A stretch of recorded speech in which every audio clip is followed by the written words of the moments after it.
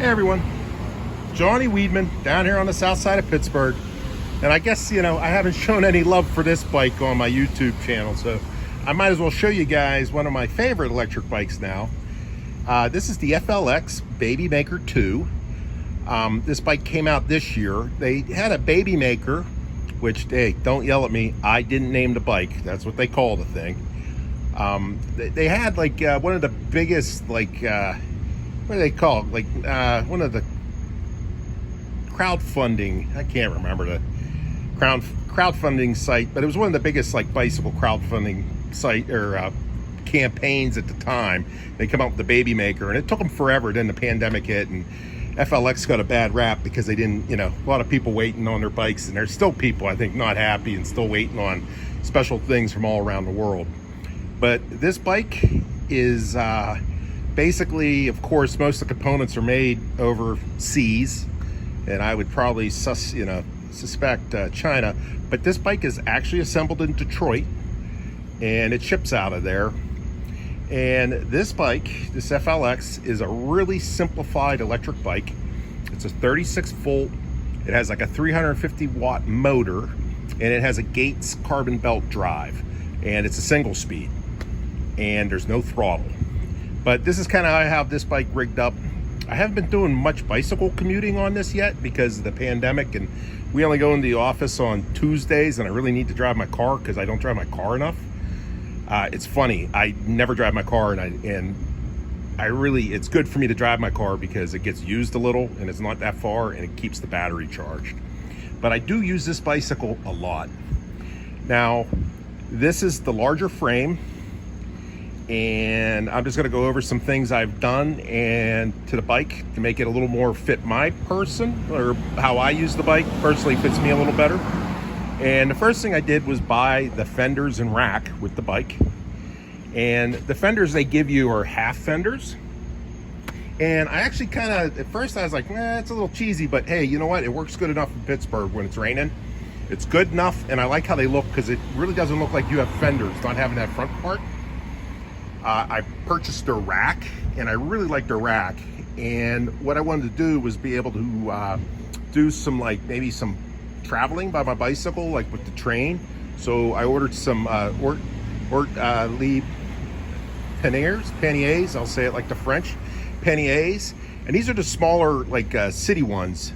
And I kind of thought the smaller bags look a little better. It's probably not the wisest, like as far as when you're traveling, probably better to have more storage, but I figured I could wear a book bag for what doesn't fit in there. And I did get the commuter insert. And the thing with Ortlieb, if you don't get into their ecosystem or their product line, everything is kind of like, you don't get any straps with this. You just get the basic pannier, and then just to show, this is the commuter insert, and I basically has pocket for your laptop bag. And I put down, I wanted it to be all slick, so I bought some of these flat bungee cords.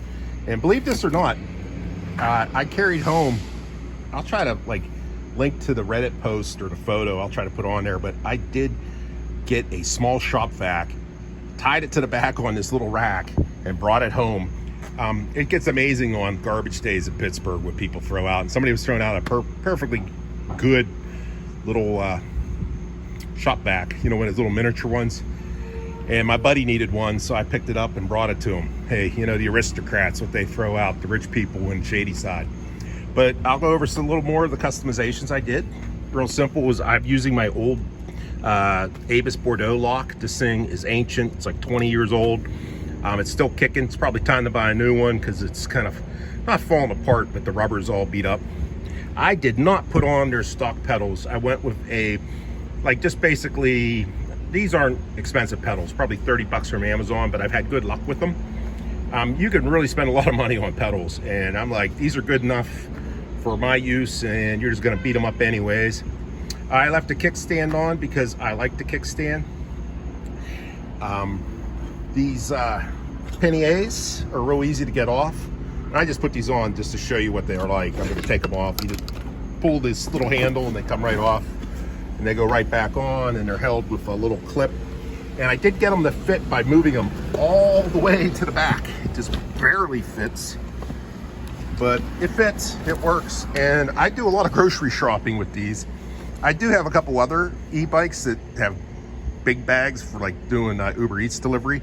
But hey, this is pretty sweet for me to just ride down to Aldi's, which is only a couple miles, maybe less than a mile and a half.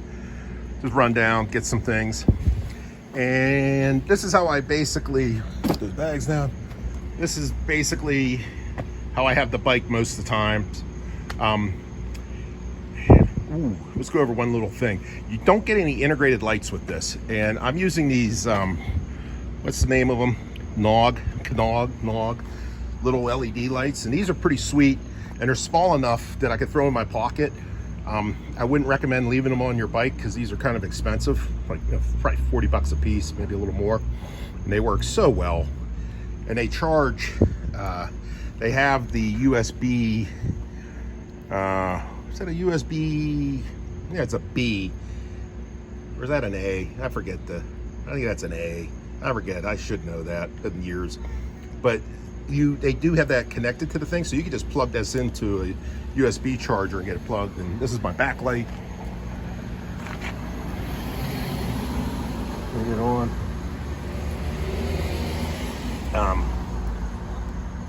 This bike's been pretty good to me. It came with a 4-amp charger, but it's 36 volts, and you could charge the battery in, I don't know, like, hey, guys doing? You can charge the battery in about 2 hours or less if you have it all the way empty.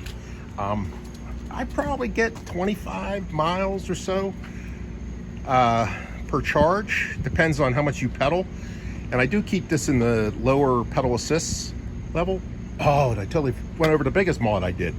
I put on the Tannis airless tires.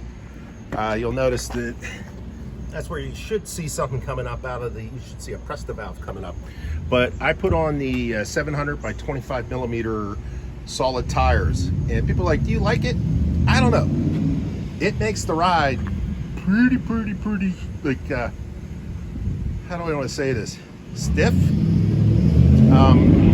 I might switch back, but I tell you what, in Pittsburgh, with all the glass on the roads and everything, I haven't run into a flat with my airless tires. I did try to put on the 700 by 28 or 32. They have like a 28 or 32. And the issue I had was I couldn't get them to seat in the rim. The inside diameter of the tire was too fat. Tannis was great. I had to pay the shipping. To ship back the tires, it didn't work, but I ain't gonna cry. That was like 10 bucks. And I got these tires, like maybe 70 bucks a piece. And I did use the P tool. They have this installation tool, and I found the tool useful. Some people say that tool didn't work, and it's just basically like a big pair of pliers, but I found the tool useful for my needs. And trust me, I put those tires on by myself. And I'm not gonna say I'm like Superman or anything, but I don't think too many people have been that successful putting them on by yourself. Like, you need a buddy. But you could do it by yourself if you just be patient and use the old zip tie method of when you get to a certain point and it keeps slipping off, attach a zip tie and just keep working at it. I mean, maybe it took me an hour or so per tire to get on.